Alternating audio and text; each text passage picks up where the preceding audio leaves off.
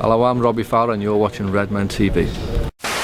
Hello, welcome to the Redmen TV. We've just come off the back of a subscriber show. We were trying to G everyone up and get some positivity going, and now we're going to talk about Crystal Palace, the team that basically caused the title challenges to come crashing to the ground last season. I'm joined by Chris, Frankie and Jim. Jim, first and foremost, obviously as I said, back to the scene of our title demise. Are we ready to talk about it yet? No. No. No, it was. Alright, anyway, thanks very much for watching this video. Let's get some score for it. Don't forget to like the video. No, actually, I think we're ready to laugh a little bit about it now. We can see the funny side of it now. You know, we've almost moved on, haven't we? So, yeah, I mean, I've even started calling it Christanbul, which I didn't think I was going to do, but it's easier, isn't it? Christanbul. You know, I'm glad you mentioned that because there would have been some dickhead in the comments. Probably like, Christanbul. Yeah, no European football. Doesn't taste not what it does. You're right. I was talking to a taxi driver the other night, and he brought it up, and I was like, I still can't quite talk about it. It does have a real emotional sort of effect on me. I mean, Frankie, you know, it's bound to get brought up, and that's why we're doing it. It was a devastating, you know. Let's go back to the 3-3. It was a devastating football match for Liverpool. I was at that game as well. That's what killed it. I literally wanted to just. Your fault. Yeah, just break. Do you know it's saying that? It's saying that. The two of the Anfield games I went to last season, those are two of the games where we also lost as well, Southampton and Chelsea. So from now on, I think I need to stay as far away from Liverpool. Get the fuck out! I actually don't know why I came here. Just bored. I don't know. Oh gosh, but no, you know what it means. You've got to ride it out, mate. Yeah. You've got to ride it out. I had this with the Liverpool shirt years ago. That grey away kit, which I actually my favourite Liverpool away kit ever. But I saw us lose like 2 games in it. I was like, no, I'm wearing this till we fucking win a game. And then we obviously went and finished it in the league. So it worked out. We beat Man United in that kit as well. Me too. Man United. So we've got our United fan cam up today, despite the fact that they are above us in the league, which is to remind us of. It was nice to see a Man United fan basically celebrate the fact that they're 7th. Where are you? 11th. We're 7th. Oh, how far you've fallen. Glory. Yeah, I mean, it was devastating. That's it. Christanbul. It was a great comeback for Crystal Palace, but it was devastating for us. And I think, it is hard to look back on that period because we were all so convinced going into that game, despite the Chelsea game, that was going to be, you know, we were 3-0 up. Everything was back in our hands, and we let it slip. yeah, exactly that. Sure, we can still use that term. It's fine. No, we can't. The 3 of us all basically. All the words to say. He didn't fall over it. I'm drawing a line. No, you know what? Fuck this shit. I am drawing a line on the last season right now. Starting now. And let's just not talk about it anymore. Just wait till the FA Cup comes around and everyone's talking about banana skins again. You know, that'll stay back on it. It's never going to go away. That was the worst thing. I've drawn a line, but we'll talk about it. We're going to continue to talk about it. I've drawn a line, now I'm going to step out. Yeah, we're going to step all the lines at off. People are going to continue to talk about this forever. It's the Gerrard thing. It's like when every time he just loses his foot slightly. It's oh God. Because look, you know, it's done. It's dusted. We didn't win the title, and that's because we didn't beat Crystal Palace because we threw it all the fuck away. We've got to redress that this season, and more importantly than ever, we need to get our season back on track. That's it. Like for me, it's not about going out there and facing demons of last season. It's about going out there and starting this season. It's what you talked about on the subscriber shows, isn't it? It's like last season's last season. Mm-hmm. We've got to focus on winning games this season and scoring some goals. Like Crystal Palace are under a different manager to where last season, essentially a different fucking side. Go out there, beat them for the right reasons, beat them because we want to do well this season. Yeah, it's. I mean, Jim, Palace are not in great form. I think they've won in 5. Right. So by all accounts, it is a good time. It is a good time to play them. But it's annoying that to go into an away game, and particularly one that's going to have such high pressure surrounding it because of what happened last season. We could really just do with going into a game. I don't even know what that game would be. Last season it would have been Fulham at Anfield or something. You know what I mean? Just a team like that you can just go and know that you're better than and just go out and beat. Whereas there's so many question marks around this game. Yeah, there's going to be, for some of the players as well, the memories of that whole day, the trip down there. I mean, I hope they're going to stay in a different hotel and everything, just break all the memories of it. But yeah, it is a difficult one. It's the kind of place that's intimidating as well, isn't it? Yeah. I mean, that probably worked against us last season as well. For all our great away support that you hear, I mean, especially last season that you heard at every away game. Yeah. That their home support was pretty decent. Yes. They were actually pretty decent when they came to our place for support as well. We despite all of that worries, we can be better than that. We can still get out there and do something. So, and we can't pick the fixture. So yeah, it would have been nice to have a Fulham at home, especially seeing as they're a division lower now. But we haven't got it. So this is what we've got in front of us, and this can be the turning point of the season. I think what I was saying before, let's make this the rock bottom where we are now. Let's not let it get any worse. We're in the bottom half of the table. Win on Sunday, chances are we'll not be in the bottom half of the table anymore, and let's not get back in there again this season. Yeah. I think you're right. It's a strange one, isn't it, Chris? Because we've talked a lot this season about last season. You know what I mean? And to be fair, because last season was so much better to talk about. What a pleasure it was talking about People last keep season. saying, why am I not as happy about this season as I was about last season? And I can't quite put my finger on what the difference is. For me, it's like when you turned up at Anfield last season, you get to score 4 goals for us. Pretty much every fucking game. This season you don't see any. But the simple fact of the matter is, and we said it was this time last season we weren't great, but we won games, and that's the difference. We're not just winning the games by the odd goal at the minute. We need to get back into the habit of doing that, because we've seen already that a couple of wins. If we can get 3 wins on the bounce, we will be in the top 4 and going into the Christmas period, and everyone will be going, okay, yeah. Fair enough, but we need to do that. And what we've discussed on the subscriber show, Chris, and we'll come back to it a little bit more now. We need to find a way of getting the best out of players that we've got. Yeah, that's it. Like I think, and not just the players, but the system. I think we've seen him Rodgers tinker around the system quite a lot, and I'm not a fan. I'm much like you as well, Jim, of this one up front. I think if we need to solidify the back, but actually I think by playing 2 up top and playing a proper defensive midfielder, we could solve sort of both problems. You've got a bit more in attack, and we need to just keep it tight a little bit and gain confidence to nick in a few games. Basically, I think, and this is the start of it. This is a good run for us if you look at it on paper. Yeah, I mean, Frankie, we've got that. It's a great Rafa quote about the sort of. I feel maybe the short blanket thing where if we throw on too many people up front to cause more problems in attack, does it leave us more vulnerable at the back where we're already weak, or do we focus more on defence and limit our already piss poor chances of scoring goals? These are the problems that Brendan Rodgers is going to face, but these are the big decisions that big managers make their name on. Of course, this is why we essentially appointed him as manager.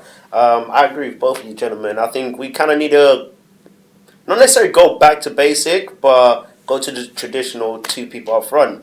More likely to hopefully double the chance of actually scoring 1 goal. That whole 4 goals a season last time, I wouldn't dream of that. But yeah, maybe a goal probably for a start. Solidify yourself within the back is a necessity, and if you have 2 people up front, there's more of an option to get that 1 goal, which would so desperate for. Imagine that centre forwards team who scored goals. There we dream. Can you get them? Apparently so. I think we've taken just false 9 to the extreme, haven't we? Yeah. Literally, they're not going to score goals. Yeah, the invisible 9 we've got at the minute. But look, we've said this, and people are being very down on Mario Balotelli and Ricky Lambert and Fabio Borini, and I think let's take Mario Balotelli out of the equation, because I don't know what the answer is with him. But Ricky Lambert and Fabio Borini, yes, they're not going to walk into Europe's elite sides. They're not. But they should be better than at least 14 of the 20 teams, or the the 19 team, sorry, because we're not ourselves, and the teams we're going to come up against in the Premier League, they're good enough to score goals in the Premier League because they have scored goals in the Premier League. Yeah, it's just giving them the chance to do it though. We have, I mean, I don't know, we persevered with Balotelli, and that's, in a way, that's a good thing to do, because if you think back to Peter Crouch, different kind of play, but loads of people were calling for him to be dropped. Maybe not Liverpool fans, but people who didn't support Liverpool saying, why is he still playing? Yeah. Kept playing, got the goal and didn't look back, really. Yeah. That could happen with Balotelli. But how long do you carry that on for? Barini, I don't know, he didn't do too badly for Sunderland last season. Lambert scores. It's the way you play them, though. And I think the issue seems to be that he's got 3 players that aren't really what he wants, the way he's been playing. Yeah. So change things so you can use them. Yeah. As you're saying, you know. They're all good. They're all good players. They're all good solid players. They've all got talent. They're not players who play up front on their own. You can't imagine Barini leading the line on his own and troubling 2 centre-backs the way that Drogba could a few years ago trouble 2 centre-backs on his top. It's funny though, because I actually think that I don't know if Sean Rodgers maybe said this the other week, but you know, if it hadn't been Rafael Varane playing for Real Madrid and it had been Pepe, Barini might have had a little bit more change out of those centre-halves. But we saw it. He's the only man who's led the line for Liverpool this season, and I've gone, good on you. You can hold your head up high after that performance at the end of the game. I've not seen a more tireless performance in Liverpool. Ricky Lambert has had a good go, but he looks miles off the. There is a worry to be said for what Barini did, though. And, you know, I never mentioned it before. It's like he literally, if he'd have got a shot in on Madrid and he'd have been in the 6-yard box, he'd have been so fucked. He wouldn't have been able to take the shot. Well, it's their count all over, isn't it? We used to say that about him. He did all his running outside the box that when he got to actually within shooting distance, done in. But like I say, at the minute, I'd rather have that problem. That's a problem.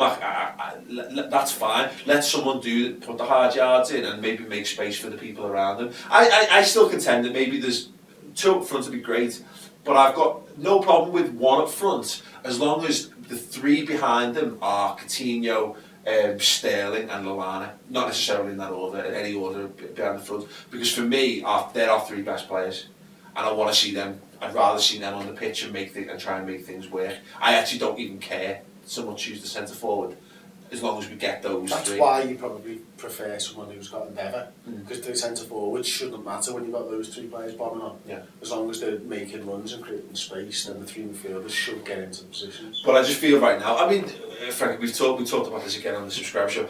We don't want to necessarily throw out all the building blocks that Brendan Rodgers is putting in place, because he's proven 2 years on the bounce that we've been better in the second half of campaigns when he's got people in. We have got a lot of new players in that side who are gelling. But I mean, you know, would you be happy with us going to a really sort of, I don't know, going to like a 4-5-1 and just saying, fuck it, we're going to play for some 0-0s and see where we go from there? No, I don't think that Liverpool have ever had the mentality to just go for a 0-0. I think we've always had the mentality to go for the win. And whatever the way that is for us to get the win, I just feel like nowadays people want to get control of the match. So they always have 3 people in the field. But that's kind of hindered a striking partnership per se.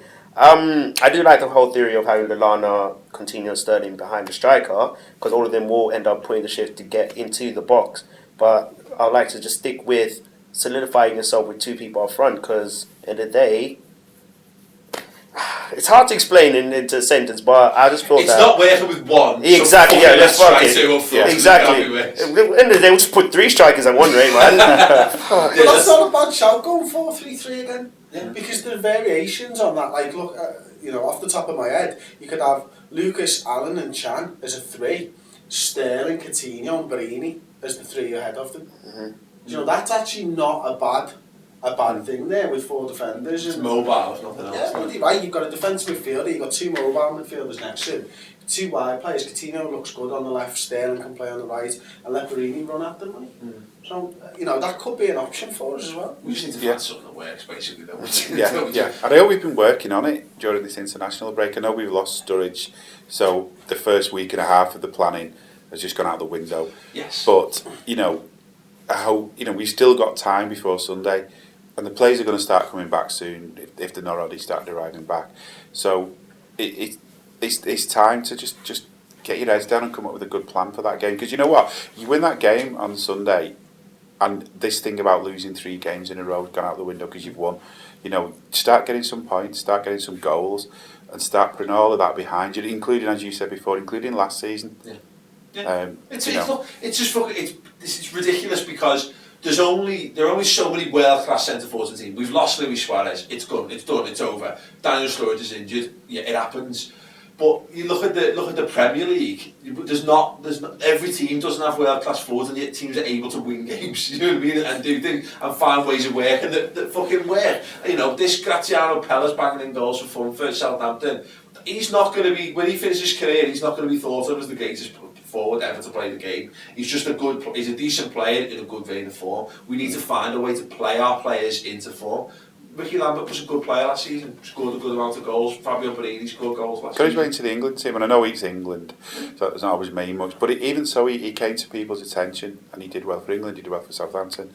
We need to find players that we've got now to get that out of, and we need to start playing as a team because we haven't really done that a lot this season. But I say, I'm leading the rallying call now. Daniel Sturridge is injured. Let's fucking get over it. Let's get over it and get on with it. You know, we could all sit at home and cry, and the fucking Brendan Rodgers could go and lock himself in his office and rock in the corner.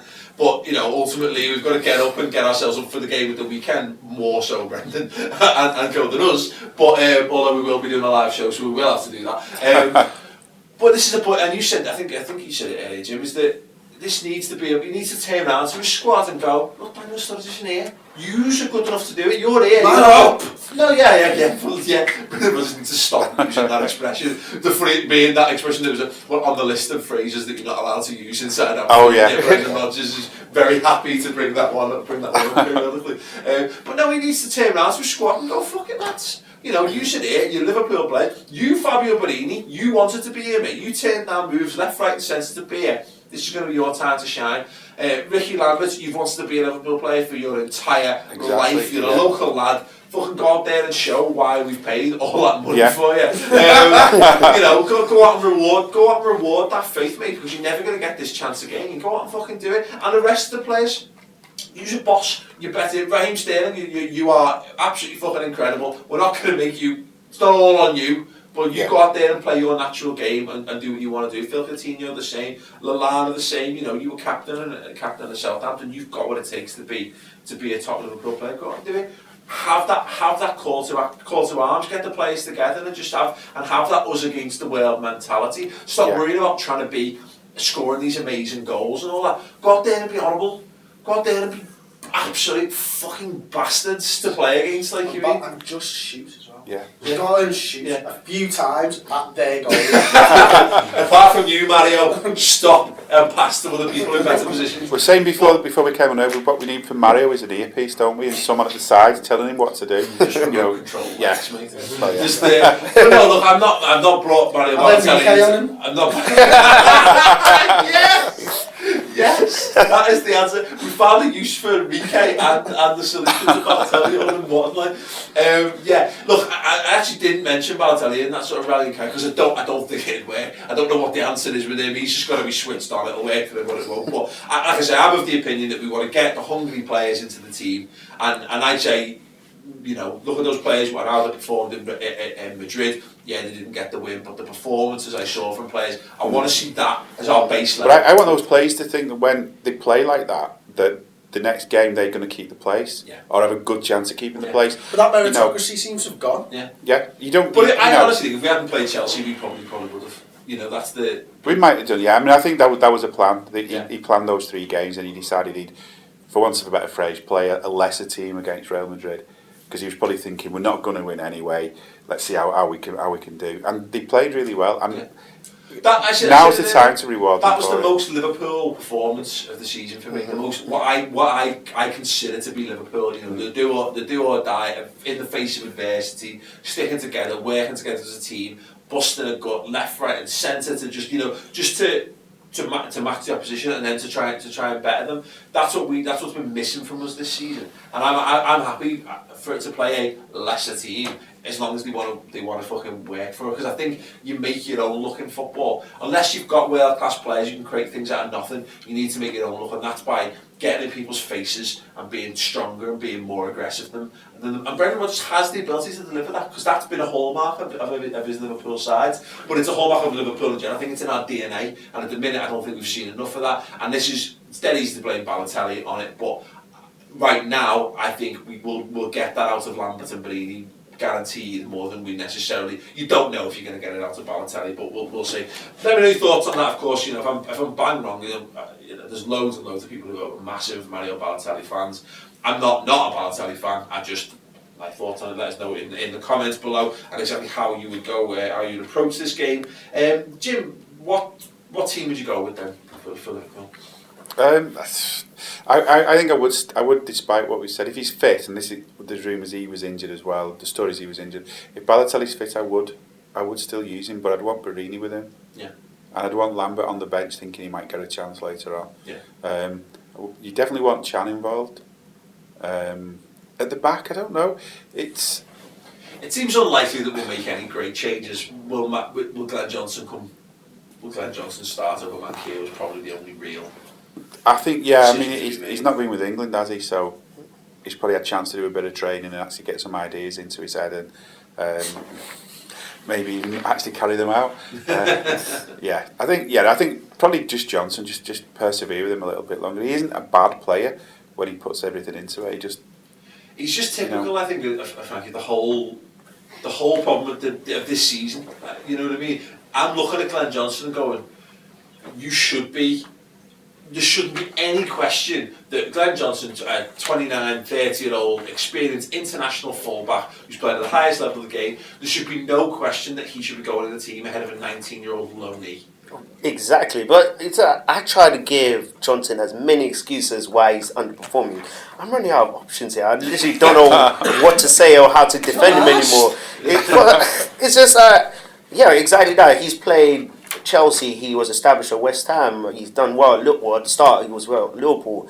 I just really don't know where it's declined. I don't know where. We used to sit here and say he was our best player, but like 2 years ago, we used to want him to play further forward. No, but it was obvious. He was clearly our best player for the spell a couple of years ago. We always wanted him to play further forward as well, didn't we? We didn't want him to be a fullback. We wanted him to be a winger. Maybe that's the answer. Get him a bit further forward. Centre forward. Why not? Why not? He's got as much a chance of scoring. Exactly. Go on, Chris. Then I saw you frantically scribbling down. Yeah. How many Sterlings have you got in there? Only one, but I'd have three if I could. Mignolet, Manquillo, Skrtel, Colo, Moreno, Lucas in front. I'd have Chan and Allen, Sterling in the 10, and Barini, Balotelli up front.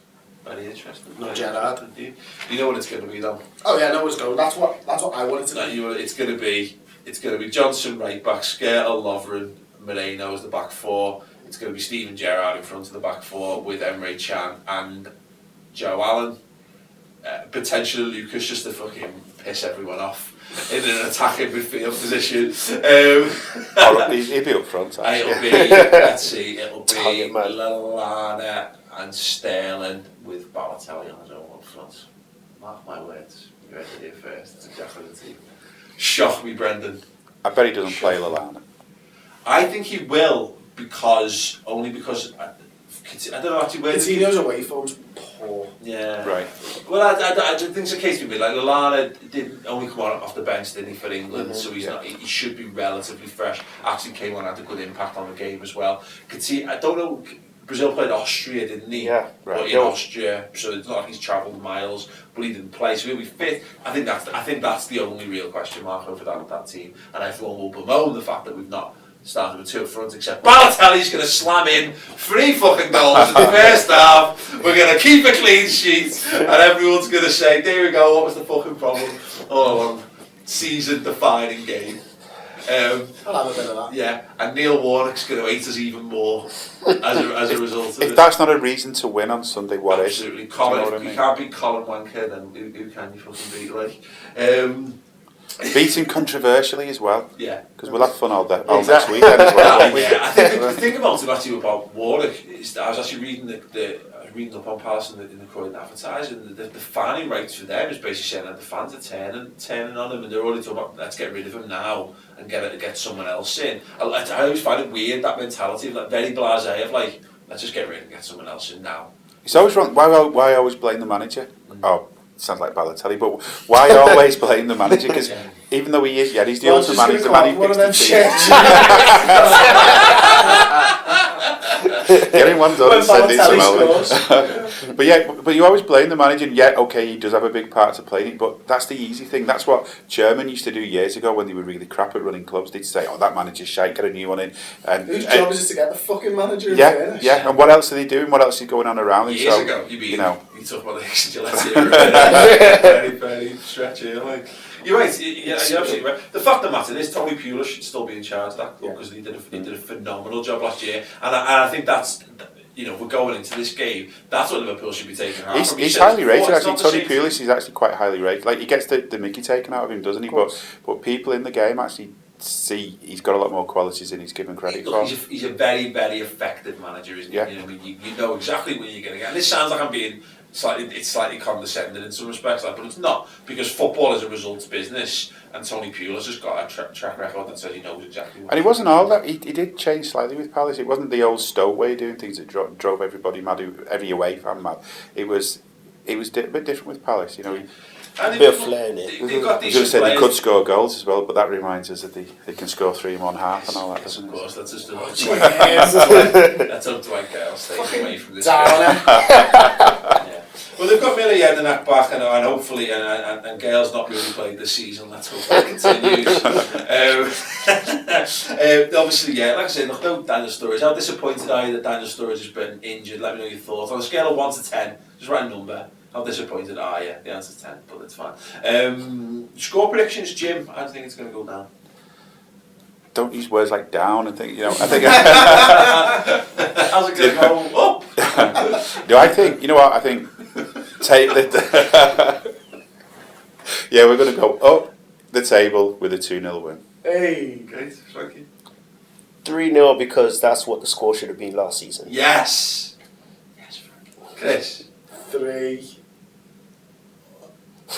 No, I'm kidding. 1-0 Liverpool. Wow, that never happens. Yeah. We only ever lose 1-0 or win 2-1. So 2-1 to Liverpool. I suppose I want this to be the game when it all clicks. I just don't see that it's not gonna click like it clicked last season yet. I just need to fucking win some games. So if we win by 1 goal, no matter how we do it, that'd be great. But I actually kind of would like us just to go 1-0 up, 2-0 up, and just fucking dominate the fucking game. But we'll see. Let me know your score predictions in the comments below. Don't forget to like the video as well. And I haven't had a chance to do this, but thank you very much. We won the FBA Best Video Podcast, not video, video blog. Good. Football blind. Football blog. What? Done that well. Probably not going to win next year. Chris, can you just Frankie, can you have the left hand? Well, both of them or? No, that's right. One's last year's. The one Okay, that says 2014. Forgot what year I was in. Yeah. So there you go. Yeah. Thank you very much. Show very well on camera, does it? Doesn't. Yeah, I'm behind it. There we go. There we go. There was a certificate as well, and a big bottle of beer, which was great. It's Carlsberg. It's going to make a very good ornament in the studio one day. Thank you very much for voting. Look, I said we could not have done it without you, because it was all down to the fans' vote. The judges' vote went to STR Skills School. That should have gone to us as well. No, we are generally chuffed. Thanks very much for that. But I think Ball Street are going to have the acceptance speeches. At some point you get to see that. That was interesting. Anyway, we're going to wrap up there. Thanks very much for watching, gents. Thank you very much for joining us. It's been a surprising pleasure, considering that Liverpool have been in miserable form. I think we've done all right. If you want to watch more, we're talking about the crisis at Liverpool on redmentv.com. We've got 2 shows for you there, so go and check that out. It's free for a month. It's less than a third of the price of LFC TV HD as well. And it's always been an HD as well. So do go and check that out. No excuse for a price hike. Go and check that out. And thank you very much to our fantastic panel of guests. Leave all your thoughts on the game in the comments below. And we'll see you for the live show. Yes. On Sunday, 12 on youtube.com/RedmenTV. Ta-da. Yeah!